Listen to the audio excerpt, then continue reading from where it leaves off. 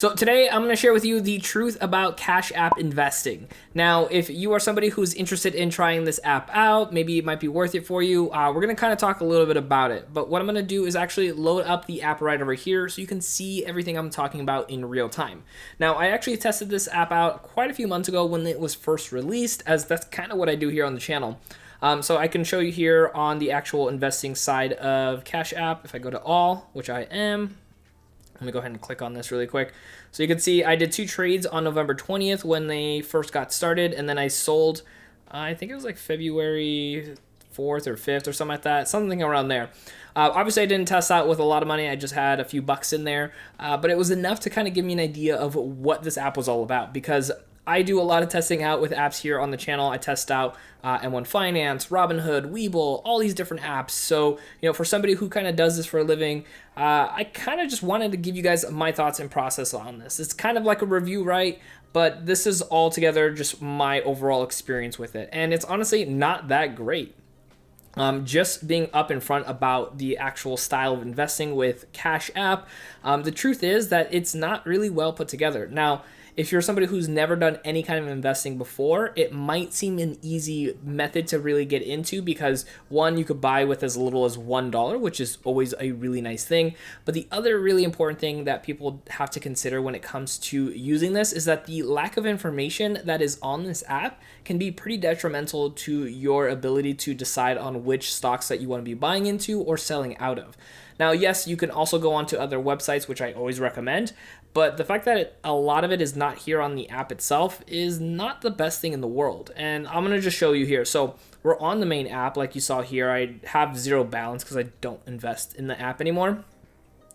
But you can see here, my total investment is 0. My total gains is 0 as of right now. And then if we go in here, you can see my sale was $3.21. My value at purchase was $2. So I actually made $1.21 in purchase, or in profit, I should say, which is a gain of 60%. Now, I know this seems like a very, very small dollar amount, but 60% is a pretty huge gain. I had invested in Tesla and AT&T.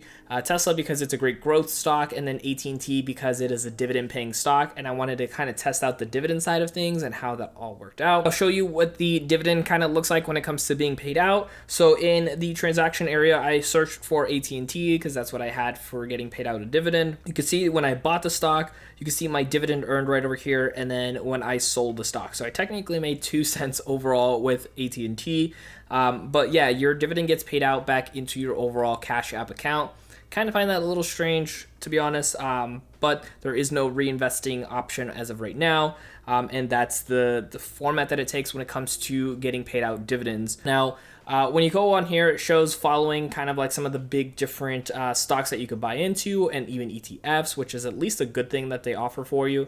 You could search by category, the different types of investing. So you could look at food, health, media, all these different things. You can see the most traded on a monthly basis, so that way you can kind of see what other people are doing. Robinhood kind of has that same thing where it shows you, some of the most popular stocks. And then we have the daily movers right over here, so some of the big companies that are moving up and down in the market. And that's pretty much it. So, I mean, if we go ahead and click on, like, say, Apple here, for example, I'm currently following them. It has a small, amount of information about the company.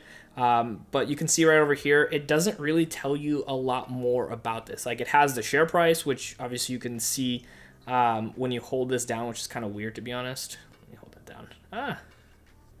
So you can see the price right there, but only when you're holding down. So that's kind of strange. That was for the day. We can go look at the month, the year, and then it looks like all time right over there.